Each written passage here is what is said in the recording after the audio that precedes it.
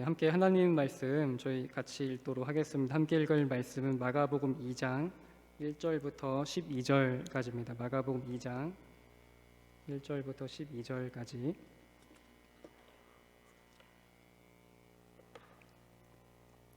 교독하면서 읽고요. 마지막 12절은 같이 읽도록 하겠습니다. 제가 먼저 1절 읽도록 하겠습니다. 수일 후에 예수께서 다시 가버나움에 들어가시니 집에 계시다는 소문이 들린지라.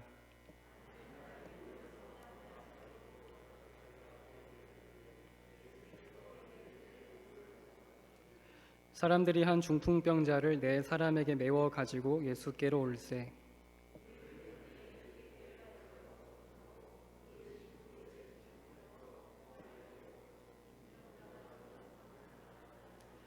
예수께서 그들의 믿음을 보시고 중풍병자에게 이르시되 작은 자야 내 죄사함을 받았느니라 하시니, 이 사람이 어찌 이렇게 말하는가? 신성 모독이로다. 오직 하나님 한 분 외에는 누가 능히 죄를 사하겠느냐?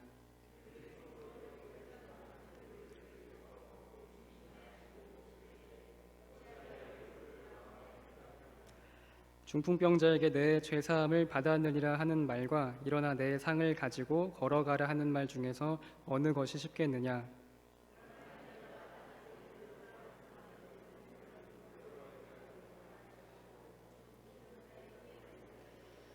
내가 내게 이르노니 일어나 내 상을 가지고 집으로 가라 하시니, 그가 일어나 곧 상을 가지고 모든 사람 앞에서 나가거늘 그들이 다 놀라 하나님께 영광을 돌리며 이르되 우리가 이런 일을 도무지 보지 못하였다 하더라. 아멘. 또 이 시간에는 하나님 나라와 또 죄 용서의 관계라는 제목으로 마가복음 2장 1절부터 12절까지 말씀 함께 살펴보기를 원하는데요.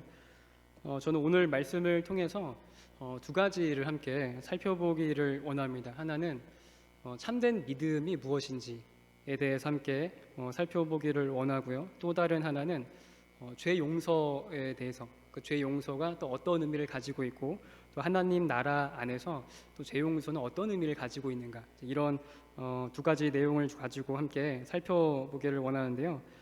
먼저 1절과 2절에서는 이제 본문의 이야기가 좀 어떻게 전개되고 있는지 그 배경을 제공을 하고 있어요. 1장 그 마지막 부분에서는 그 나병 환자를 고치시는 기적으로 인해서 예수님께서 이제 조용히 하라고 했는데 이제 그 나병 환자가 이제 소문을 퍼뜨립니다. 그래서 예수님이 이제 소문이 너무 퍼지자 또 사람들이 많이 몰려오기 시작을 하니까 그때부터 이제 다시는 이제 드러나게 동네에 이제 다 들어가시지 못하셨다라는 이야기로 끝이 나는데, 근데 본문 1절에서는 다시 예수님께서 이제 가버나움에 들어가셨다고 이야기를 이제 하고 있거든요. 그러니까 본문의 이제 시점은 그 나병 환자를 그 고친 시점부터 예수님에 대한 관심이 이제 어느 정도 좀 잦아지고 떨어질 때까지 며칠이 지난 시간입니다. 그래서 이제 사람들이 더 이상 예수님을 찾지 않아서 이제 예수님 다시 이제 가버나움으로 지금 이제 들어오신 건데, 근데 그것도 잠시였습니다.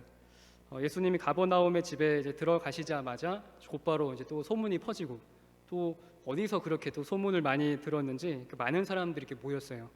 그러니까 어느 정도로 많은지 이제 본문이 묘사하는 것은 2절에 이제 묘사하는 것처럼 그 집의 그 문 앞까지도 들어설 자리가 없을 정도였다라고 이야기합니다. 이제 그 다음에 이제 이야기되는 것은 이제 중풍병자를 4명의 사람들이 메고 예수님께 나오는데, 이제 문제가 생겨요. 뭐냐면은 그 무리들 때문에 이제 예수님에게로 다 데려갈 수가 없었습니다. 그러니까 지금 그 의도치 않게 그 무리들이 중풍병자가 예수님을 만나는데 방해하는 그런 장애물이 되고 있는 겁니다.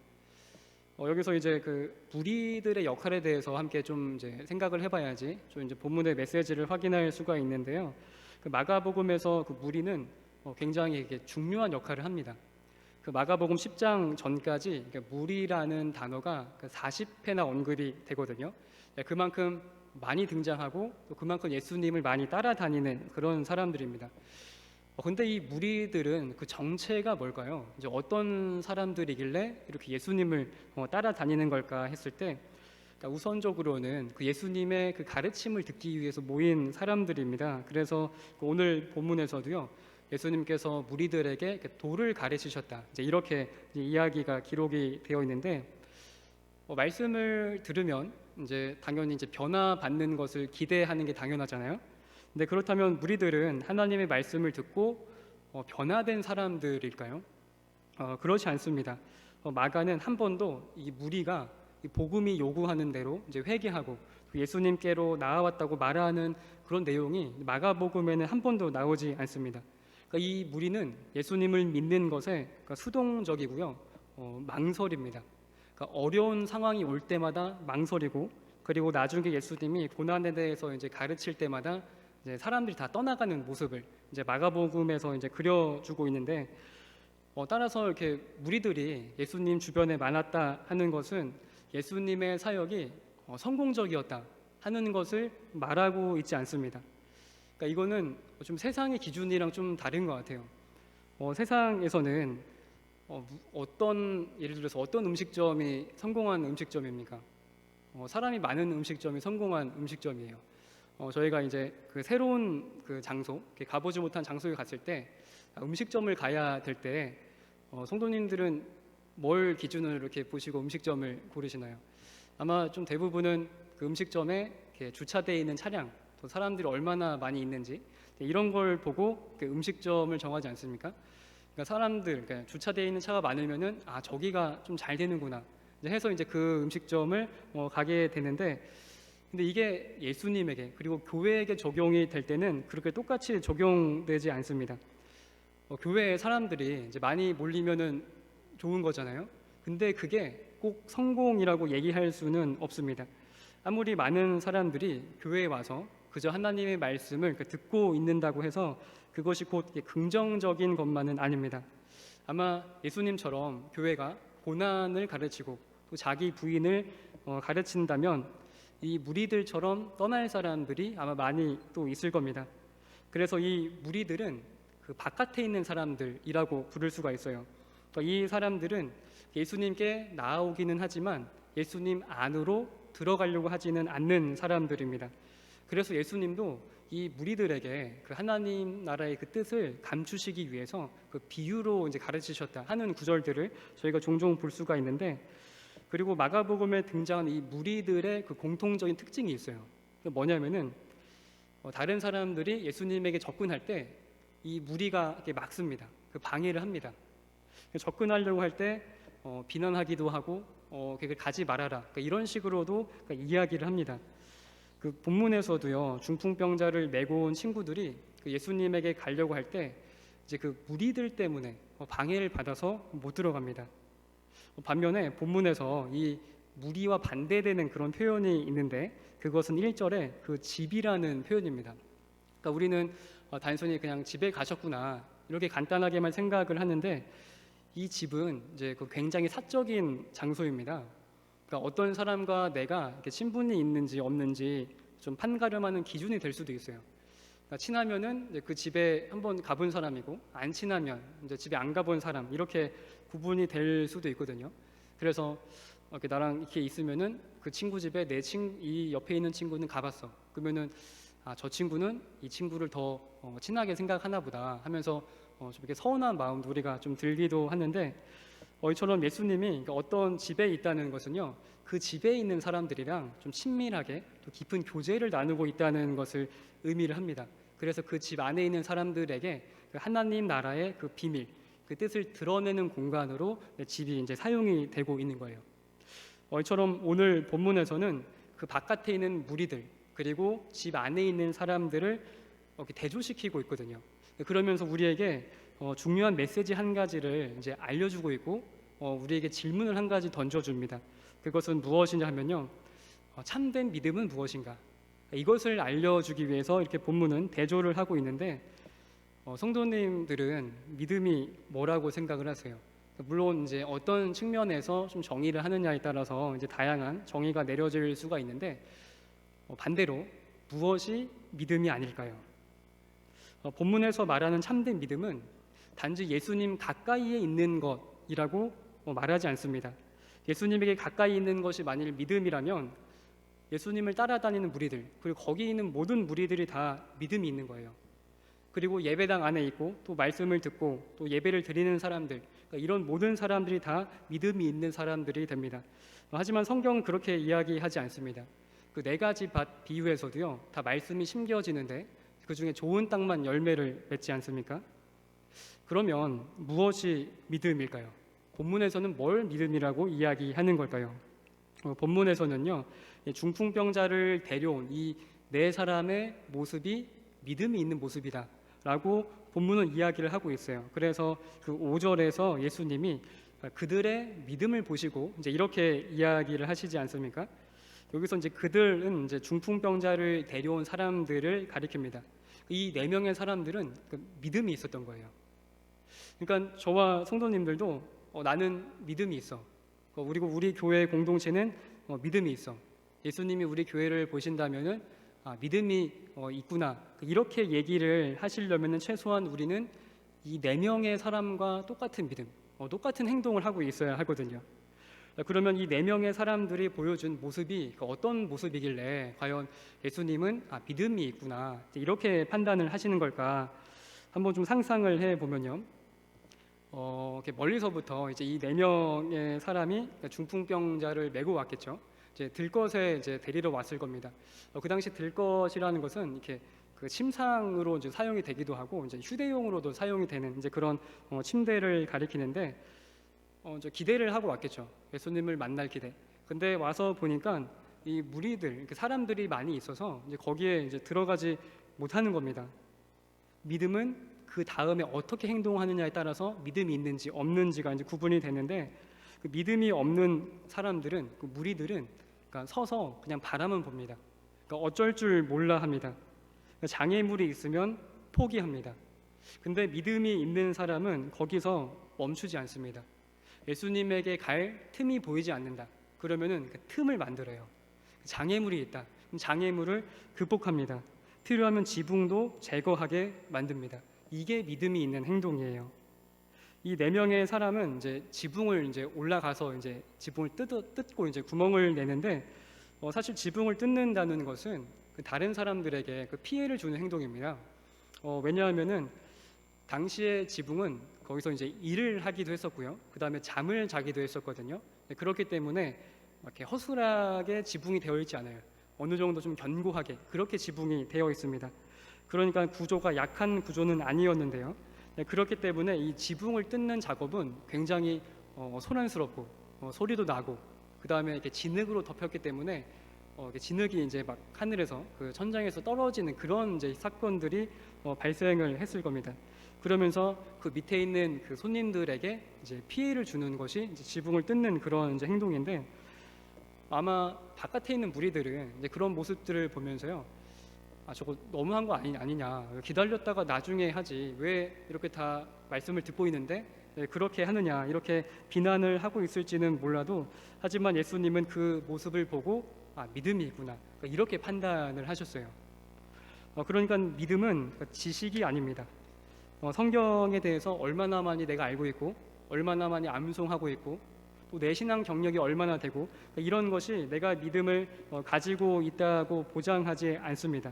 그러니까 믿음은 적극적인 모습이고요. 그 다음에 신뢰하는 것이 믿음입니다. 우리는 그 신뢰하면은 이제 그 길을 걸어가게 되어 있어요.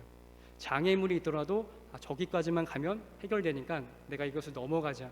이렇게 하면서 우리는 그 길을 걸어가게 되어 있습니다. 성도님들은 이 시간 수요기도에 오실 때 힘들게 오셨습니까? 아니면은 편하게 오셨습니까? 아마 힘들게 나왔다고 생각을 해볼까요? 장애물들이 있고 나를 방해하는 사람들이 있다고 그래서 그런 모든 것들을 극복하고 왔다고 한번 생각을 해보시면은 마음가짐이 달라져요. 제가 이제 군대 갔을 때 제가 2등병 때 이제 이렇게 여러 가지 힘든 상황 가운데서 제가 교회를 이제 저녁에 교회를 간다고 이제 신청을 했는데 아무도 안 갔어요. 근데 이제 그 길을 이제 저 혼자 가면서 이렇게 더 힘들게 또 교회를 이제 가게 됐는데 제가 거기서 이제 어떤 경험을 했냐면은 이제 그 우여곡절 끝에 이제 힘들게 이제 거기 예배당에 갔으니까 예배당에 이렇게 앉자마자 이렇게 막 눈물이 나는 거예요. 그러니까 특별한 찬양을 부르지 않고 또 어떤 말씀에 특별한 은혜가 있는 것도 아닌데 내 마음가짐이 일단 다르니까 내 마음가짐이 힘겹게 왔다고 생각하니까 그것을 내가 극복하고 또 내 그런 것들 극복하고 왔다고 생각을 하니까 이 앉아 있는 것 자체, 이 마음가짐이 다른 겁니다. 마찬가지로 우리가 힘들게 생활하고요. 또 우리 신앙생활에 이 저항력이 강하면 강할수록 우리의 신앙생활은 달라집니다. 그러니까 예배가 특별히 감동적이지 않아도, 특별히 찬양이 감동적이지 않아도, 특별한 은혜를 받지 않아도 그냥 이 자리에 앉아 있는 것 그 자체가 은혜고 또 눈물이 나는 그런 것들을 이제 경험을 하게 됩니다.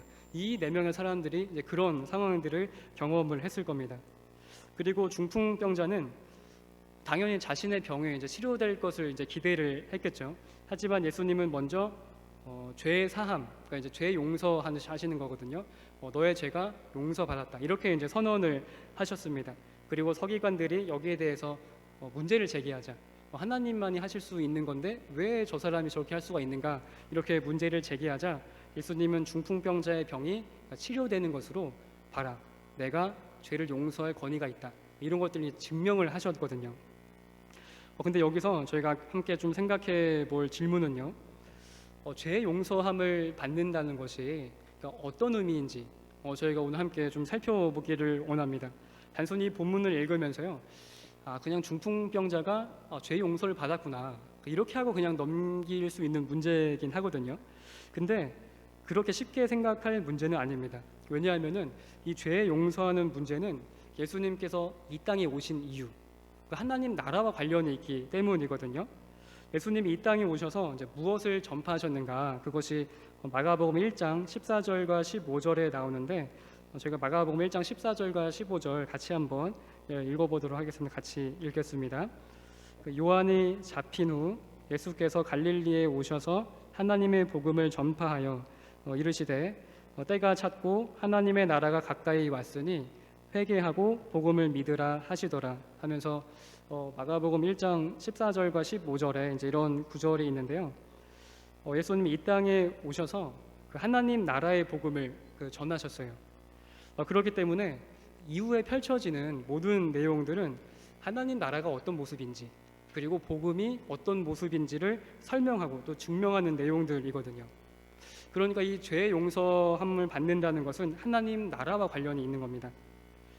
그러면 죄 용서가 이제 하나님 나라와 관련이 있다는 사실이 우리에게 어떤 메시지를 주고 또 우리가 하나님에 대해서 이해하는 것, 또 우리의 행동을 어떻게 바꾸어 놓을까요?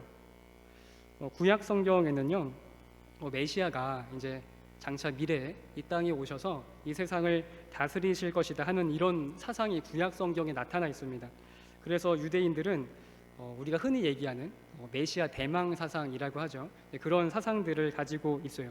이 소원이 주기도문에도 잘 나와 있습니다. 주기도문에 그 아버지의 나라가 이렇게 오게 하시며라는 기도가 있잖아요. 그러니까 유대인들은 수천 년간 이런 비슷한 방식으로 이제 기도를 계속 해왔어요. 유대인들은 하나님이 이미 이제 그들을 통치하고 있다고 이제 믿었지만 그럼에도 불구하고 온 세상이 하나님을 찬양하고 하나님을 경배하고 하나님을 높일 그날만 오기를 기다렸습니다. 그것이 주기도문에도 잘 반영이 되어 있어요. 그러니까 이런 분위기가 있는 상황 가운데서 예수님은 유대인 세계로 오셨고 오시면서 하나님 나라가 가까이 왔다 이렇게 선포를 하셨습니다. 하나님 나라가 가까이 왔다는 것은 예수님의 사역을 통해서 하나님의 통치가 이 땅에 나타났다, 이 땅에 실제로 드러났다 하는 것을 이제 의미를 하거든요.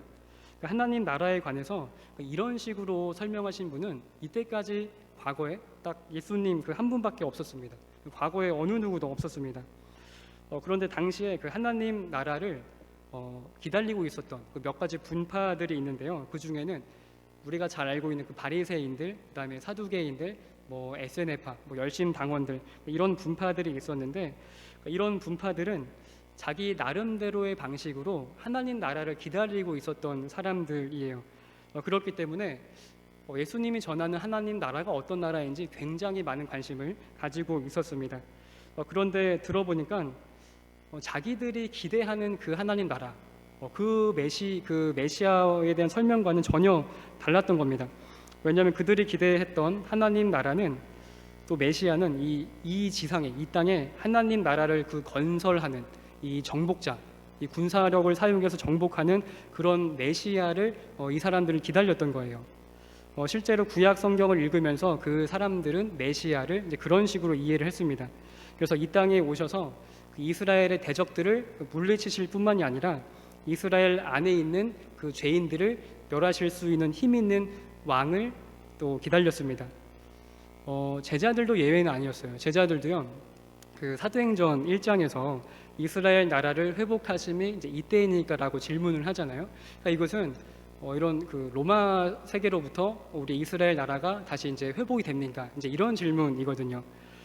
그들의 이제 기대도 이해가 가는 것이 왜 그러냐면은 당시에 그 헤롯이 지배하던 아래에서 이 공개적인 십자가 처형, 그 다음에 이제 고문들이 종종 일어났었고요. 그 다음에 유대인들에게 그 부과되는 그 세금은 어마어마하게 폭력적으로 많이 있었습니다.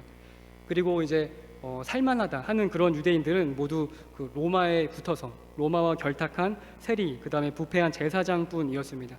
그 외에 경건한 유대인들은 굉장히 힘들게 살았어요.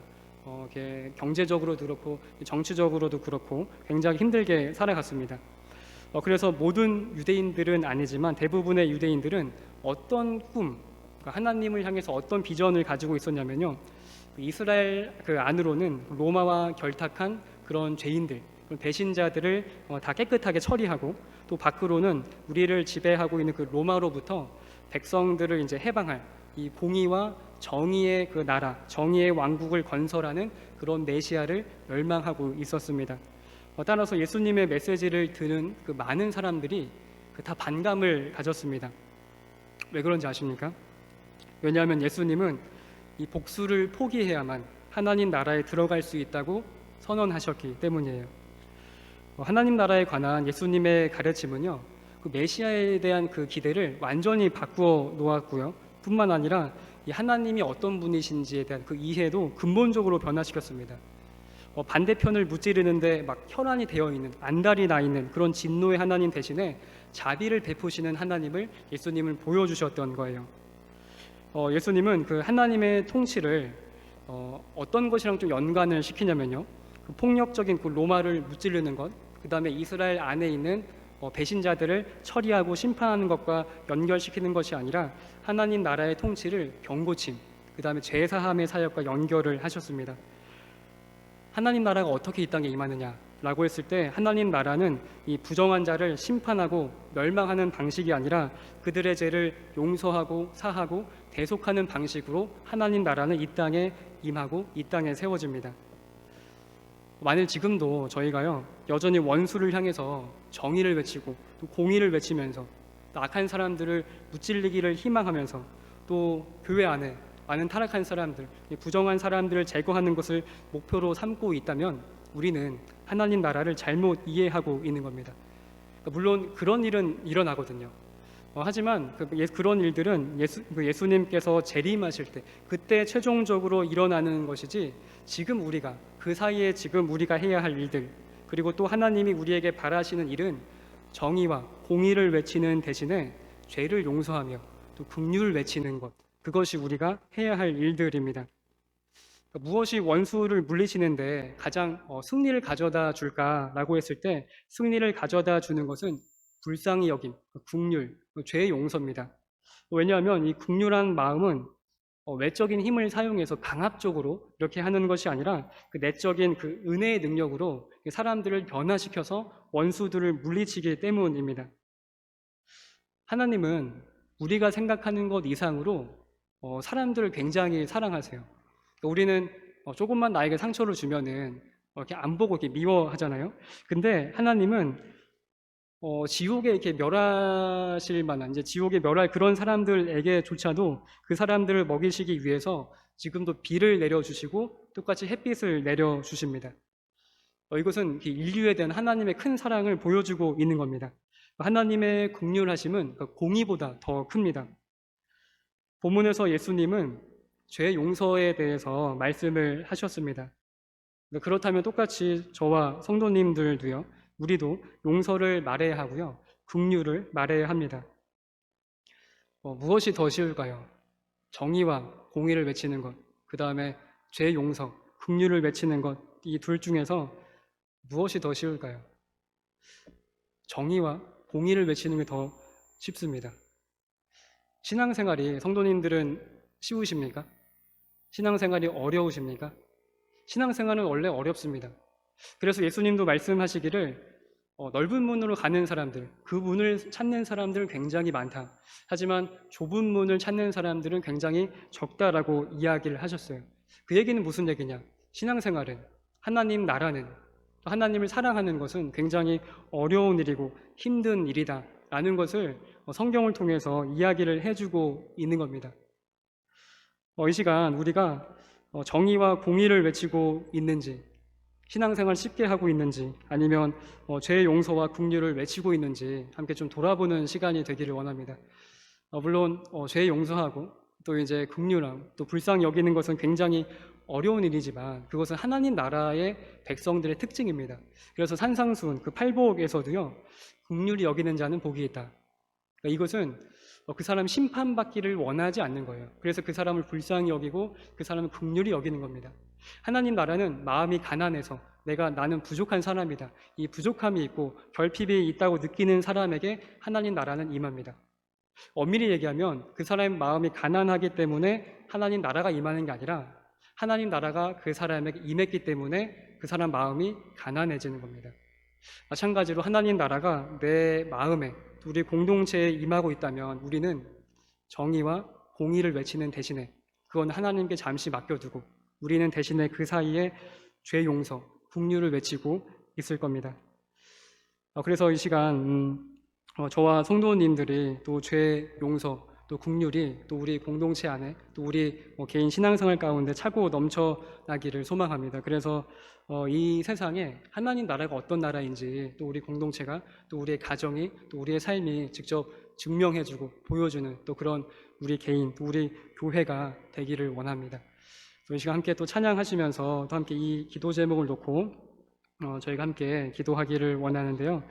우리 함께 기도해 라는 찬양 함께 기도하면서 함께 나아갔으면 좋겠습니다. 여기서 보시면은 우리 함께 기도해 하면서 긍휼을 베푸시는 주라는 이제 가사가 있는데, 하나님은 죄인들이 멸망받는 것보다 아직까지 하나님 나라를 계속해서 이제 재림을 이제 미루고 있는 이유는 한 사람이라도 더 구원을 받기 위해서 예수님께서 계속 늦추고 계시다는 사실을 우리는 기억을 해야 됩니다. 그 사실을 우리가 또 기억하면서 또 우리 함께 기도, 함께 찬양하고 또 기도하면서 함께 나아가도록 하겠습니다. 함께 찬양하도록 하겠습니다.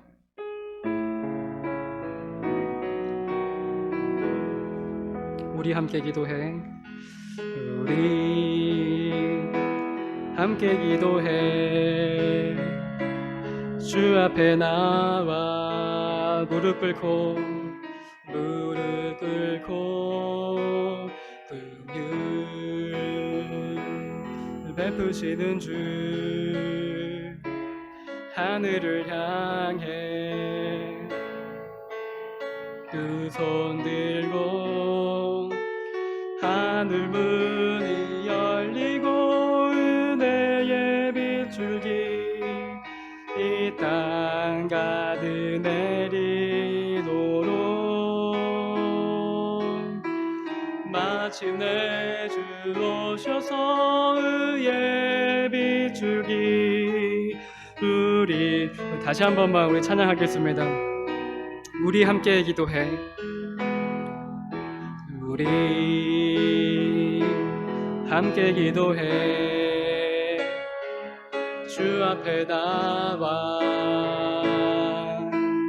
무릎 꿇고 긍휼 베푸시는 주, 하늘을 향해 두 손 들고 하늘 문이 열리고 은혜의 빗줄기 이 땅 가득 내리도록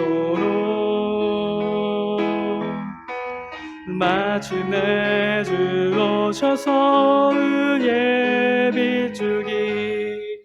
우리 다시 함께 저희가 먼저 말씀을 붙들고 함께 기도하기를 원하는데요. 이 시간 두 가지를 놓고 위해서 기도했으면 좋겠습니다. 한 가지는 먼저 내 믿음이 참된 믿음이 되기를 원합니다 라고 기도했으면 좋겠습니다. 믿음은 교회 가까이, 예수님 가까이에 있는 것이 믿음이 아니라 장애물이 있으면 뛰어넘고 예수님께로 가는 것이, 그것이 적극적인 믿음입니다. 그래서 우리가 수동적으로 살아가지 않고 적극적인 신앙생활을 하게 해달라고 우리의 믿음을 놓고 기도하고요. 또 한 가지는 하나님 나라를 위해서, 또 우리 공동체를 위해서 기도했으면 좋겠습니다.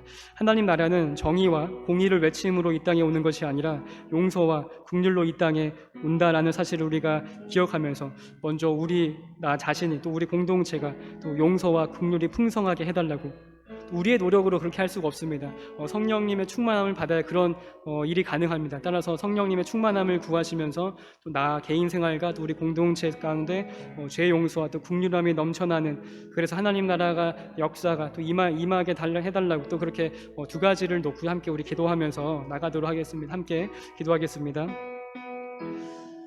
하나님 아버지, 이 시간 기도하면서 나갑니다. 아버지, 먼저는 우리 자신이 먼저 참된 믿음이 될 수 있도록, 참된 믿음을 가질 수 있도록 하나님께서 은혜를 내려주시기를 간절히 원합니다. 그래서 예수님 가까이 있는 것으로만 그치는 것이 아니라, 하나님 말씀을 듣는 것으로만 그치는 것이 아니라, 또 어려움이 있고 장애물이 있으면 포기하고 돌아가는 것이 아니라 그것을 극복하면서 하나님께 나갈 수 있는, 또 몸부림칠 수 있는 그런 믿음을 가질 수 있도록 하나님께서 은혜를 내려주시기를 간절히 원합니다. 그래서 많은 무리들처럼 또 어려운 일이 있을 때 자기 부인을 얘기하고 고난을 얘기할 때 떠나가는 그 무리들이 아니라, 그럼에도 불구하고 끝까지 남아있을 수 있는 예수님의 제자가 될 수 있도록 하나님께서 인도해 주시기를 간절히 원합니다. 아버지, 또 한 가지는 하나님 나라가 또 이 땅 가운데, 또 우리 공동체 가운데 임하기를 원합니다. 그러나 우리가 정의와 공의를 외치면서 임하는 것이 아니라 또 죄 용서함과 또 긍휼함 가운데 하나님 나라가 임할 수 있도록 아버지께서 온전히 역사하여 주시기를 간절히 원합니다. 그래서 우리가 다른 사람들도 정죄하고 비판만 하기보다는 우리가 죄 용서함을 선포하면서 또 긍휼함을 또 선포하면서 하나님 나라가 그 땅 가운데, 또 그 사람 마음 가운데 임하는 것을 우리가 목표할 수 있는, 또 그렇게 성령 충만함으로 우리가 그렇게 할 수 있는 또 능력을 아버지께서 부어주시기를 간절히 원합니다. 그래서 우리 개인의 신앙생활이 회복되고, 우리 공동체가 회복되고, 또 우리 가족이 회복될 수 있는 그 놀라운 능력이 다시 한번 생겨날 수 있도록 아버지께서 온전히 도와주시기를 간절히 원합니다. 아버지, 도와여 주시옵소서. 두 번째로는 우리 교회를 위해서 함께 또 기도하기를 원하는데, 이제 특별 새벽 기도회를 하게 될 텐데, 우리가 특별 새벽 기도의 시간을 통해서 개인의 영적인 부흥과 또 교회의 부흥을 경험하는 은혜의 시간이 되게 해달라고 함께 기도했으면 좋겠습니다. 그래서 하나님의 부르심에 응답하여 함께 우리 모두 기도할 수 있는 영암교회가 되게 해달라고 또 기도했으면 좋겠고요. 또 주일학교를 위해서 기도해 주셨으면 좋겠습니다. 우리 주일학교 아이들, 또 우리 청년들, 학생들이 믿음과 신앙이 자라고, 또 선생님들에게 또 은혜를 주셔서 또 맡은 사역, 또 직분들 또 잘 감당하게 해달라고 이 시간 주일학교를 위해서, 또 우리 특별 새벽 기도를 위해서 함께 기도하면서 또 나가도록 하겠습니다. 함께 기도하겠습니다. 하나님 아버지, 또 이 시간 또 우리 교회를 위해서 또 기도하면서 나갑니다. 하나님 아버지, 이제 다음 주면 특별 새벽 기도회를 하게 될 텐데, 아버지, 그 시간을 저희가 그냥 낭비하는 것이 아니라, 그냥 형식적인 시간으로 채우는 것이 아니라, 정말로 그 기도하는 시간을 통해서 개인의 부흥과 우리 교회의 부흥을 경험할 수 있는 시간이 될 수 있도록 아버지께서 은혜를 내려주시기를 간절히 원합니다. 그래서 잠자는 영혼들을 깨워주시고, 온전히 하나님께서 불러주셔서 다시 한번 우리가 기도하면서 하나님께 나아갈 수 있는 그 시간과 그 은혜를 내려주시기를 간절히 원합니다. 또 새벽에 일어나는 것이 여러 가지 상황에서 또 어렵게 되겠지만, 하나님, 그러나 집에서 또 온라인을 통해서 함께 새벽 기도에 참여해서 조금이나마 또 함께 기도하면서 또 공동체적으로 하나님께 나아갈 수 있는 시간이 될 수 있도록 아버지께서 도와주시기를 간절히 원합니다. 그래서 다시 한번 영암교회가 한 걸음 하나님 앞에 나아갈 수 있도록 아버지께서 도와주시기를 간절히 원합니다. 아버지, 또한 오늘 주일학교가 또 하나님 안에서 또 올바로 세워져 나갈 수 있도록 인도해 주시기를 간절히 원합니다.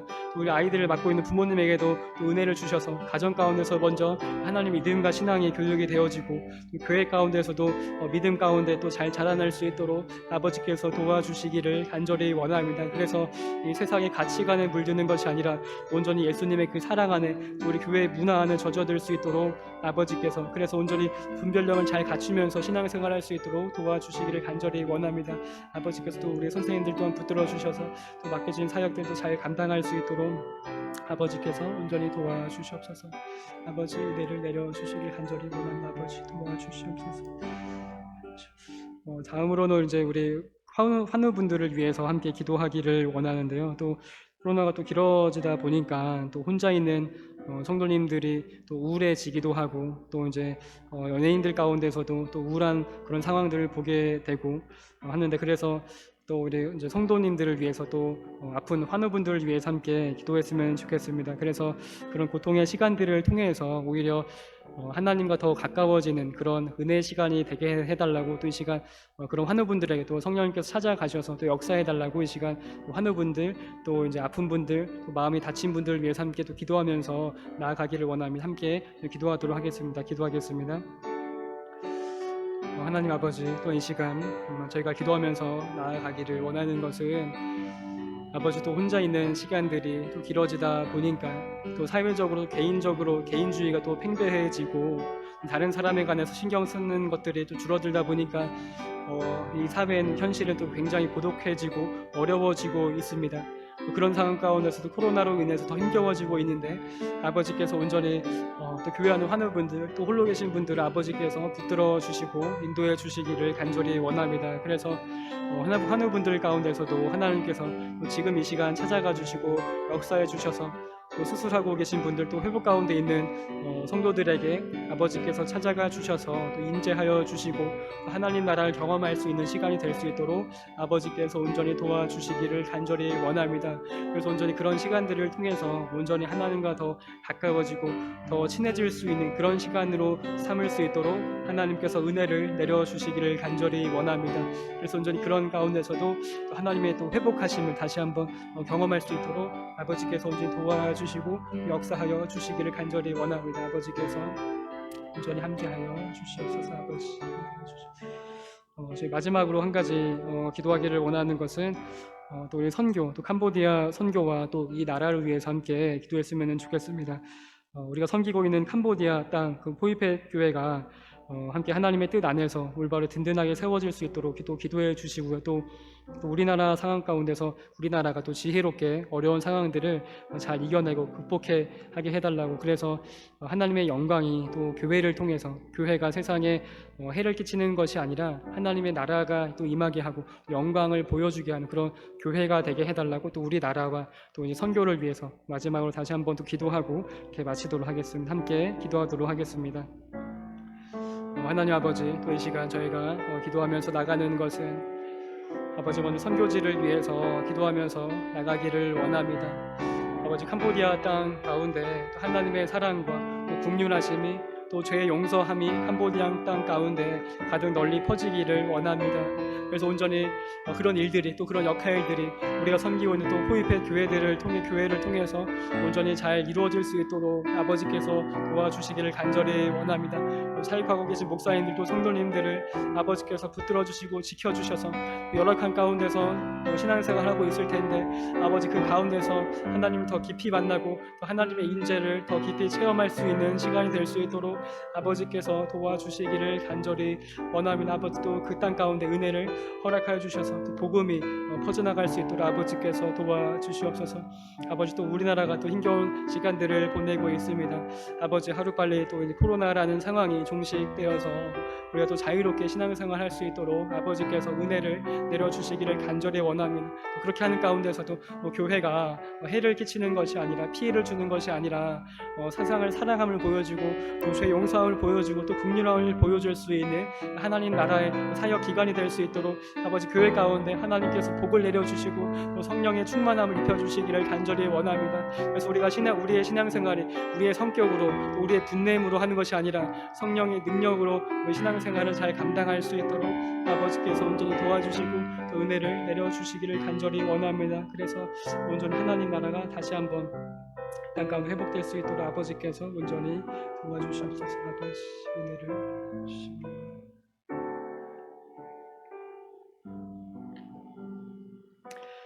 함께 우리 주기도문 같이 주기도문으로 기도하겠습니다. 하늘에 계신 우리 아버지, 아버지의 이름을 거룩하게 하시며 아버지의 나라가 오게 하시며 아버지의 뜻이 하늘에서와 같이 땅에서도 이루어지게 하소서. 오늘 우리에게 일용할 양식을 주시고 우리가 우리에게 잘못한 사람을 용서하여 준 것 같이 우리 죄를 용서하여 주시고 우리를 시험에 빠지지 않게 하시고 악에서 구하소서. 나라와 권능과 영광이 영원히 아버지의 것입니다. 아멘. 이것으로 수요기도회 마치도록 하겠고요. 또 날씨가 쌀쌀한데 돌아가시는 길 또 평안히 돌아가시기를 바랍니다.